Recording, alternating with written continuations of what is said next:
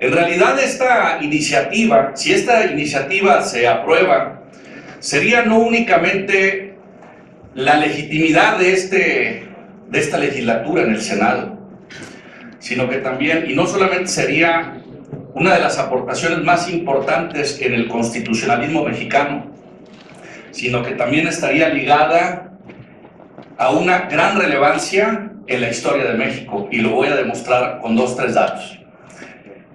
Primero, felicitar al senador Búrquez por la capacidad de síntesis, de claridad, de exposición teórico y práctica de la iniciativa.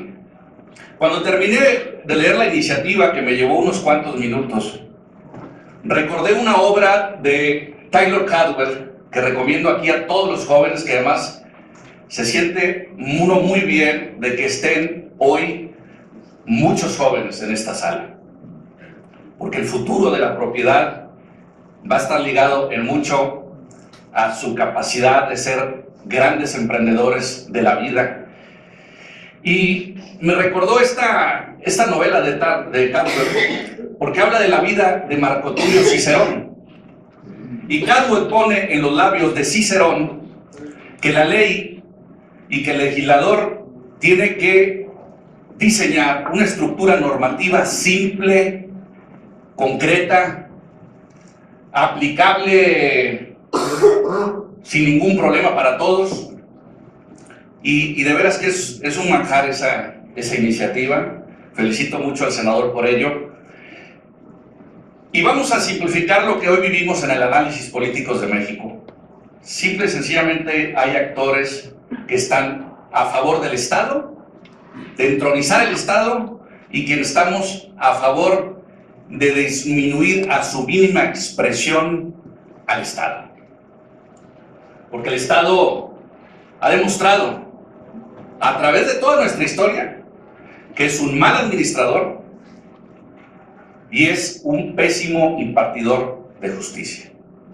Aquí está Eduardo Levarón, que es de un estado donde se viven en sus carreteras y en sus municipios el estado fallido, como mi estado, Tamaulipas, donde no puede uno caminar libremente, y ese es el México que hoy vivimos.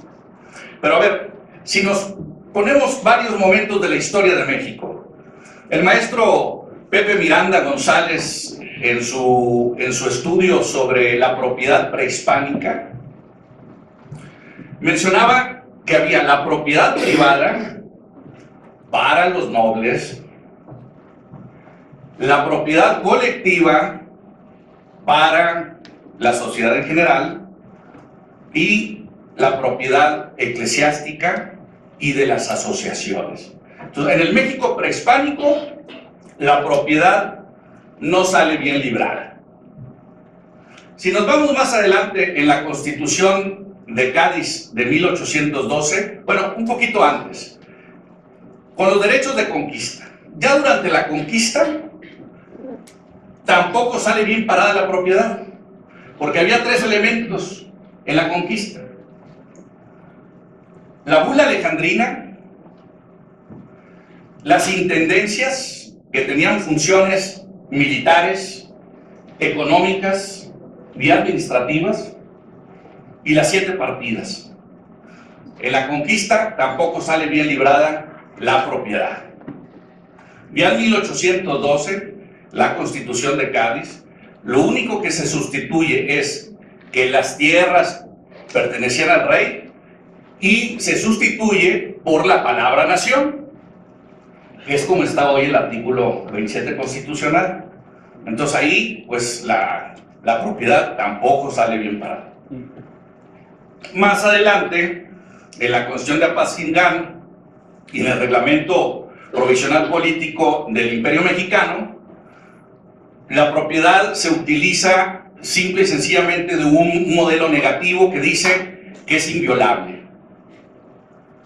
Es con las leyes constitucionales de 1836 y las bases orgánicas de la República Mexicana de 1943, que son 2 constituciones conservadoras, donde se dice claramente que la propiedad es un derecho natural, es un derecho establecido por la Constitución. Ahí como que se salva un poco la propiedad en su historia golpeteada de años atrás, ahí como que se reivindica. En 1857 se habla ya en términos muy generales de la propiedad, se habla de libre comercio, pero hay algo que hay que dejar muy claro. Los liberales de 1857, a quienes reconocemos como la generación más lúcida que ha tenido México para la construcción del México ya moderno, que había pasado por lo que le llamaron algunos historiadores la sociedad fluctuante, un México.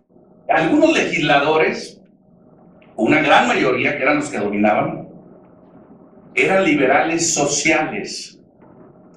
Leían a socialistas como Sismondi, como Fourier, como Proudhon, Melchor Ocampo, Lorenzo de Zavala, Mariano Otero, Castillo Velasco, Isidoro Olvera. Todos eran liberales sociales. Y pensaban que la propiedad tenía que tener una función social. Ahora, ¿qué creó la Constitución de 1857? La del 57, que la ponemos como la Gran Constitución de México, tiene el gran problema de que se desamortizan los bienes eclesiásticos, pero esos bienes, al desamortizarse, quedan en manos de unos cuantos. Y entonces se empieza a configurar una estructura territorial que después se asentaría esa estructura territorial con el pensamiento positivista del porfirismo. Y entonces en el porfirismo ya no únicamente hay un monopolio económico derivado de la Constitución del 57, sino que también hay un monopolio político. Monopolio económico y monopolio político. ¿Por qué? Porque la propiedad se concentra en pocas manos. ¿Dónde viene otro momento maravilloso para la libertad en México? Sin duda alguna, cuando hacemos un recuento histórico, hay una figura que se agiganta en la visión de un México no únicamente que buscaba liberalizar al país, no solamente la visión de un hombre que buscaba la democratización del régimen, no solamente la visión de un hombre que buscaba que la riqueza estuviera entre muchos empresarios, emprendedores. Y esa figura es la de Francisco I. Madero. Madero era un hombre que estoy seguro que hoy estaría muy inmerso en toda la filosofía libertaria.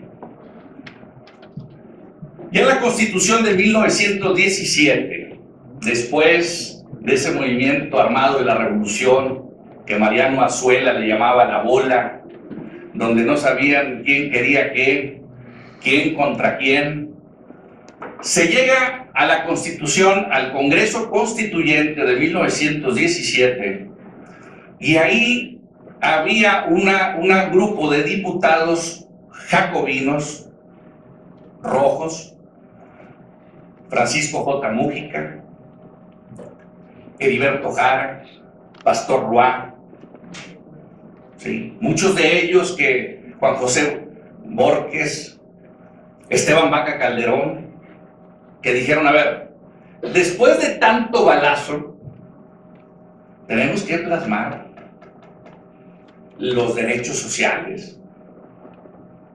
Y entonces se les ocurre la idea de que la propiedad tenía que ser originariamente de la nación y luego esta aplicar o hacer una traslación de dominio y constituir la propiedad privada. Y esa ha sido la historia hasta hoy. Pero si se dan cuenta, entre el debate de jacobinos y el debate de eclesiásticos, la propiedad nunca ha estado bien parada. Ya en los últimos años, bueno, podemos hablar de un momento intermitente también, ahí por 1943, que es cuando viene invitado por Luis Montes de Oca y Aníbal Iturbide a México, a von Mises, a quien citó implícitamente Gerardo Garibay cuando hablaba de que el destino de la propiedad estaba ligado a la civilización. Y entonces Mises viene a México y Mises con su esposa se hospedan aquí en el Hotel Ritz y le manda una carta al que después sería Premio Nobel de Economía, Friedrich von Hayek, y le dice: estoy en un país donde hay fragilidad institucional, donde hay subdesarrollo y donde se confisca el capital. Esa era la visión de Mises, en 1943. Y ya en los últimos años, en ese sonsonete machacado todo el tiempo de que vivimos desde los años 80 y tantos, 90 y tantos, en un neoliberalismo, ¿sí?, donde existe una mafia que trata y que intenta robarnos nuestro futuro. Vamos a dejarlo muy claro. En los últimos 30 años en México no ha existido un modelo liberal, ni neoliberal, ni nada que se le parezca. Es lo mismo que la herencia mercantilista de la colonia de la que hablaba José María Luis Mora, que lo citó acertadamente Roberto Salinas en su ensayo filosófico sobre nuestra revolución constitucional. La misma visión de Mora es la misma visión de lo que hoy tenemos en México. No existe un liberalismo, no existe mercado libre. Coincido con Roberto cuando decía hay que cambiar también la semántica, y lo decía Octavio Paz: para que un país cambie tiene que cambiar su lenguaje primero. Estamos hablando de un tratado de libre comercio. Un tratado que se regula no es de libre comercio, así de sencillo. Entonces no tenemos un liberalismo en México. En México tenemos un mercantilismo de Estado, un capitalismo de preferidos y de consentidos, donde siempre ganan los mismos. Y eso no es libre mercado, ni es libertarismo. El libertarismo es la raíz del pensamiento libre, de la conciencia libre y de los mercados libres, donde podemos comerciar, intercambiarnos productos, servicios, sin que nadie nos moleste. Quisiera concluir diciendo: si pudiéramos simplificar la filosofía de la libertad y el libertarismo, esta sería: mucho ayuda el que no estorba. El gobierno no soluciona problemas, el gobierno es el problema. Muchas gracias.